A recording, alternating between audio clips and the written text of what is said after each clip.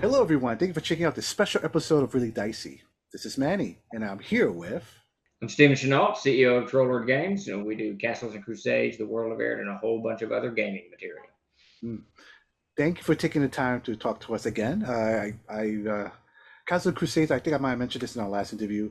I remember when there was that brief period of time where I just didn't do any role playing games for a while. My life was just too busy, too hectic, and my friend sort of like, okay, you need a break. Come play in my group, and the game introduced me to was Castle Crusades, and I was like, oh, what is this? It's like, oh, but you're like remember the second edition days? Like, yeah, think of it as a continuation of that instead of the 3.0 that D&D went to, and it was a blast. I love that system. I have fond memories playing in that system.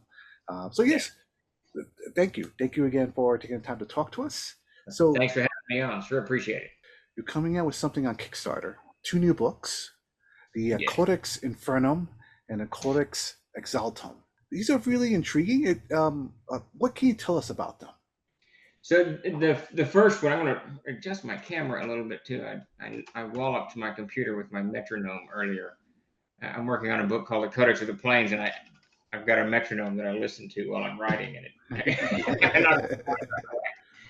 So the Codex Infernum is actually, we're taking a previous publication of ours, Tome of the Unclean, and we're giving it a complete overhaul.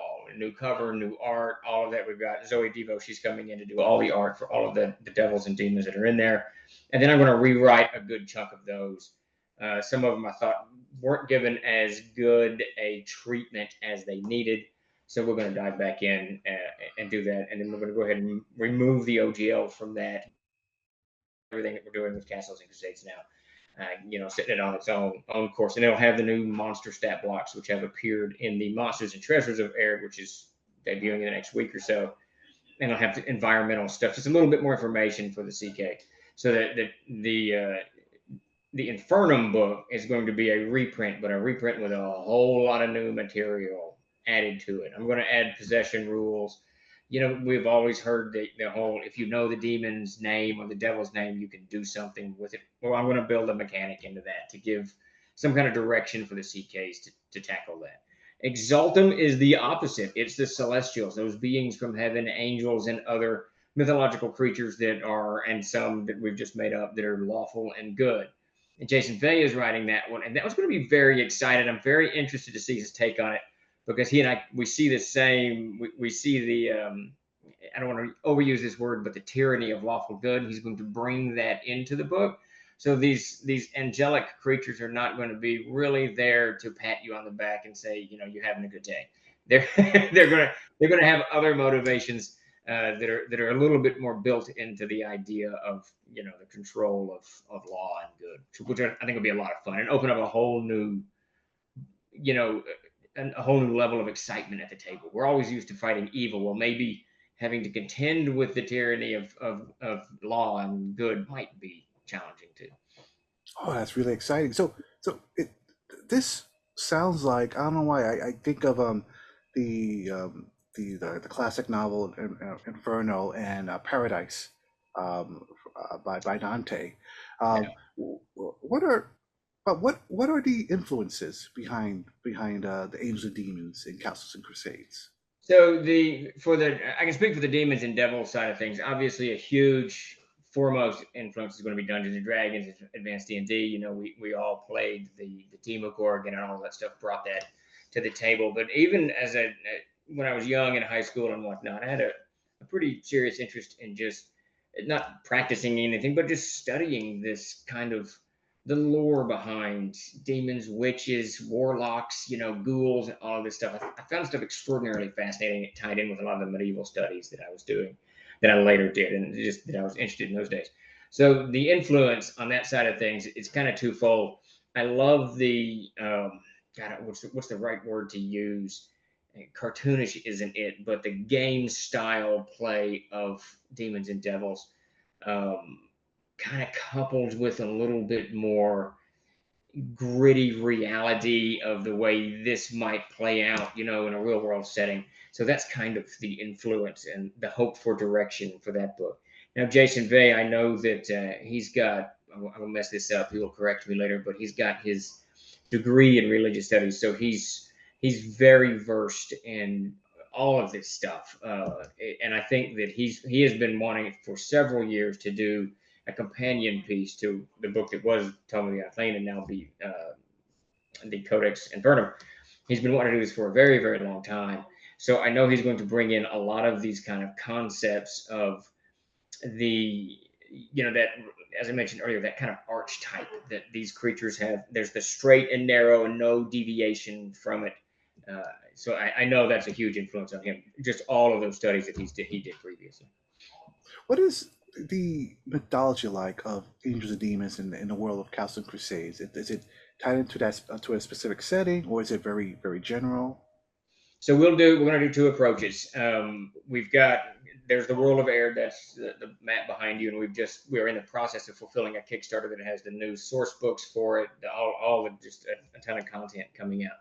And there's what's called the Wretched Plains. That's basically what you would take Gehenna and Hell and the Abyss and Tartarus, and I can't remember, there's another one in there somewhere. And that's kind of the Wretched Plains in the World of Air. So what we're going to do, and we've done this in a few of our previous stuff. We don't want to. Castles and Crusades itself is an RPG, and it has its own. It doesn't have any kind of setting that is official with it, right? You can play Greyhawk, you can play Eberron, you can play anything that you want with Castles and Crusades. But what we like to do is kind of give people a taste of what you can do in the World of Air. So each entry in both of these books will come with all of the stats and the descriptions and its hierarchy in its own right, like in Hell or the Abyss or whatever. And at the end of each entry, it'll say we'll have a subheading that says in Aird. And if you're playing in Aird, this is where this demon or this angelic creature goes in that mythology. So it's kind of a teaser. Now I've already written this. I'm going to really kind of expand it in the Codex Infernum. I've already kind of created a hierarchy of demons and devils and the way they kind of interact in their own planes. And that is easily portable to any setting, anywhere, however you want to do that. Mm. So I can imagine making new monsters, but particularly new demons, must be a lot of fun. If I may ask, was there anything new that even after you made it, you were pretty horrified by? There's a few in there. There's one that I really, really like. His name escapes me at the moment. I just saw the art for it. And it's this creature. It's this very powerful demon that can't. It was created by the Allfather in the days before days in the void, but it was an incomplete thought of the Allfather. So this creature it knows what life is and what shape things can take, but it doesn't really understand it. So it's constantly remolding itself, creating in both inanimate and animate creatures. So you'll have an arm sticking out here, part of a stool sticking out here. It's utter and total chaos because it doesn't know how to make itself into a living being. That's probably one of my favorite. I've run that demon about 3 times just because as a CK, as a GM, you get to something that's not quite done, like the gibbering mouth, you can do so much with it. You can play with it a lot. So that was a huge enjoyment for me. So this is coming out on Kickstarter very soon. Yeah. I would say early September. September 4th. So it'll be next Monday. I think we're launching like at 2 minutes after midnight, just as the day begins. So wow. Sunday ends, and so it'll start early Monday morning. Oh, so what are the Kickstarter plans exactly? Do you have stretch goals in mind? Yeah, so we've got the standard. I have to go look at that to actually remember what the stretch goals are. I haven't looked at it in about 2 weeks, but we've got the standard. I think it's 5 pledges where you can get the 2 books. Both you can get a PDF, of course, and of course Kickstarter's down at the moment.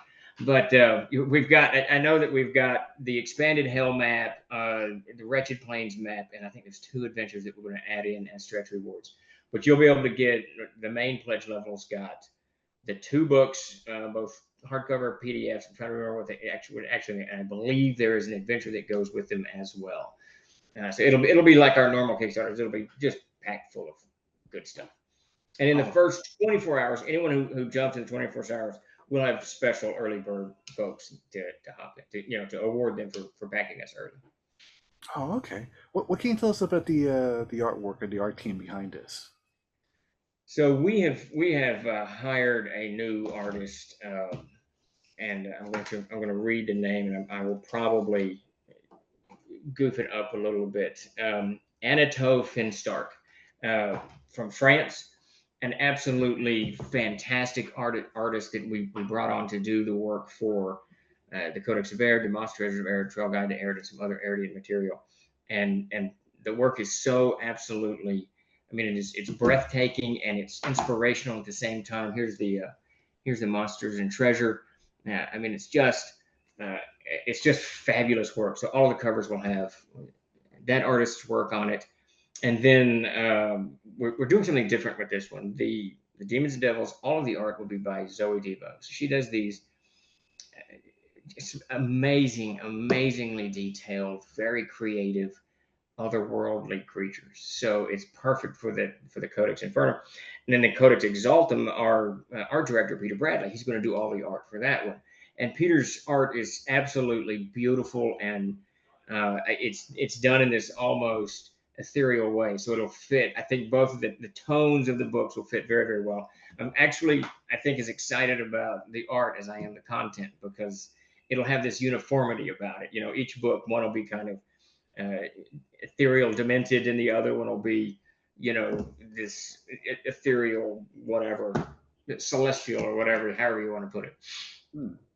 So for anyone that hasn't looked at a course before, maybe they're just bought the three main books for Castles Crusades and are looking at the Codex books and wondering about it, would you describe them as maybe bestiaries or bestiaries with lore, more lore than bestiary? How would you describe the books to them? I would say bestiaries with lore.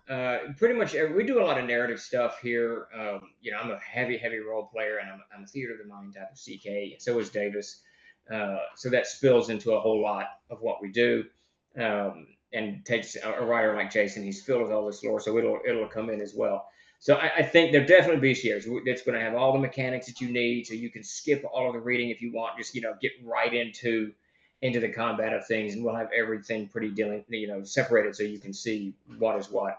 But there'll be lore in it, because that part of that is the story behind what's going on here, what this creature is, and where it came from, and whatnot. We do try to keep that somewhat open ended, so GMs can go in and go, okay, so this is where the creature's origins is, but I want to do this, and then they can take it and run with it. Or I mentioned a bit that there's some maps here and there within this project. Are there any player options in the books or magic items? Anything extra? There will be a little bit of that, not very much. It'll mostly be tied in. Let me see. So we'll have the possession rules, and that'll carry over with characters as well, and the ability for the characters to control demons and devils through their name. So there'll be that type of player options. And I can't remember what Jason told me on the Codex Exaltum. It's going to have deific boons. I think that the characters will be able to manifest boons in that way. So there will be a little bit of content in there. Most of it will be monster and lore, but there'll definitely be a little bit of player content in it. If I may ask a philosophical question. Absolutely. So I've noticed that there tend to be stories where we're fighting against hell, from Hellraiser to even Wizard of the Coast. They released an Avernus book recently where you go down to hell to save a town. So this theme of fighting demons comes back over and over. What is it you think about us that are it's very interested in these type of stories? Well, I think when you look at humanity, by and large, and I mean by a long stretch, humans are good people. They may occasionally stray and do a bad thing, but I think the vast majority of people are good and want to do the good thing. And I think that's why you see people, whether they're watching movies or television shows or playing games, they always kind of err towards the good. And when you take of all of those nightmares that linger on the edge of our imaginations that manifest themselves, as evil things, and what could motivate this evil person, or what could cause this or something, really two pop out as being that you can destroy these things without guilt. And I think one is zombies. Zombies are so easy to do because they're dead already and they're mindless. But demons and devils and evil creatures like that, I think, really give there's this haunting otherworldliness about them that is strange and captivating, but you want to destroy it because it's evil and broken and somehow, doing whatever it is that it does. So I think that I think these types of stories just play uh, into our human nature, wanting to be good and to do the good thing. I think that's where that comes from. If I may ask, what's your favorite either uh, versus demon story or with angel story? Um, I'm a late comer to horror. I've read an absolutely mountain of science fiction and fantasy, more fantasy than anything. But frequently fantasy, even if it's doing demons, they're kind of like Sauron, but they're not really demons. They're these kind of other type creatures. And science fiction doesn't address it too much. But I'm a late comer to horror, and I've been watching quite a few. I think The Walking Dead kind of got me into this genre, just season 2, so whenever that was, 10 or 11 years ago.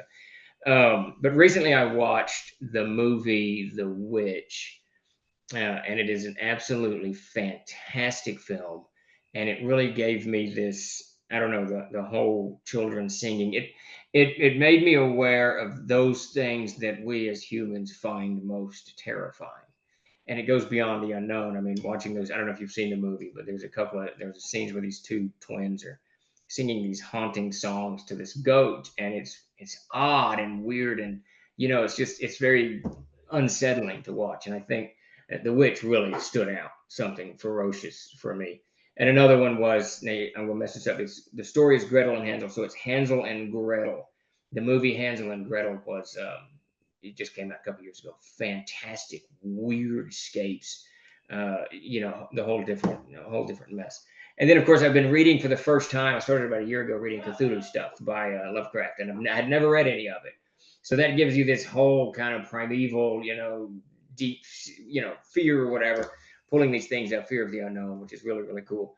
Angelic stories, I haven't seen many. There's the movie Legion. I thoroughly enjoyed that. Yeah, and there's another one that's now escaping me, that I really, really enjoyed. It as uh, who is it? I guess it's the personification of, and this is a good example of it. It's Constantine with Keanu Reeves. The personification, is it Gabriel? No, who's the angel that loses her wings? I can't, oh, at the whichever. end, it was Gabriel, I believe. With Gabriel. Okay. the Keanu Reeves movie, right? Yes. Yeah. Yeah. Yeah. That Her portrayal of Gabriel was just amazing. I mean, it was just fantastic. Yeah, and I felt like that really is what we're kind of angling for the Exaltum, that kind of approach to it. Oh, awesome. So I always ask, and you don't have to answer. So, what is next for Troll Lord Games? What's are you able to share any uh, future plannings here and there? Absolutely. So we've got a lot of things in the hopper. Our schedule was kind of goofed up a little bit by the OGL stuff that erupted early this year. We've about worked through that, but we've got, for me, primary focus is the Codex of the Planes. I've got to rewrite some spells for the Player's Handbook 10th printing, and once that is done, I'm back on the Codex of the Planes, which I'm super excited about writing and doing, and making a little bit more. Uh, Making that platform a little bit more playable for everybody to do. Davis has to wrap up his Arms and Armor book, and then he's going to be working on Enzea material, which is the inner world of the world of Aird. And Jason is working on Exaltum, but he will also pick up. He's got a naval source book that we want to get out for ships and naval combat and all kinds of stuff. And so that stuff is really exciting. And of course, the news broke this past week that Troller Games was awarded by the court 3 main projects to do for Gary Gygax. We're doing Yigsburg immediately. We're going to follow that up with a special edition of The Hermit and then the Gygaxian Fantasy World Series next year. So we've got an absolutely insanely packed schedule for the next 6 to 8 months. It's going to be absolutely nuts around here, which is good. Well, that's excellent. Wow, wow. You definitely will be busy. Wow. Yes. Um, oh, so is there any last words? Anything you'd like to say before we wrap up our interview? No, and just if you're out there, come definitely check the Kickstarter out. I think it's going to be. I think these 2 books are going to be uh, a little bit different than we've seen Demons and Devils and Celestials approach before. And if you're not familiar with Castles and Crusades, please head over to our website. You can go to the store, and right up at the top of the featured product page, you can see the Castles and Crusades Player's Handbook. You can download the 7th printing. We're on the 9th, but you can download the 7th printing immediately, free of charge, and look and see what the book holds. I think that the more you look at CNC, the more you'll realize that this game is really it's what we say it is. It's fast, fun, it's easy to play, and it kind of bridges all the editions. Wherever I cannot count the number of people who have said it's like first edition, who said it's like second edition, who said it's like third edition and fifth edition. I haven't heard anyone say it's like fourth edition. I think fourth edition is kind of its own animal, but I'm sure there are out there some people who enjoy it as a fourth edition. So go check it out. Check out the Player's Handbook, absolutely, and see where we're coming from and where we're going to. And viewers, if I may add, the new covers to the Dreamland books. I love the homage to the old school D&D Yeah, for better. But I thought that was fantastic. Very well done. yeah. Um, Jason Walton did those. He did a fantastic job. Thank you so much, Stephen, for taking the time to talk to us about your latest Kickstarter project. I will put a link to everything you said in the description below for any of our viewers to check out themselves. And yeah, please support it, viewers. Thank you so much, everyone. Stay safe out there. We'll see you next time. Thanks for having me.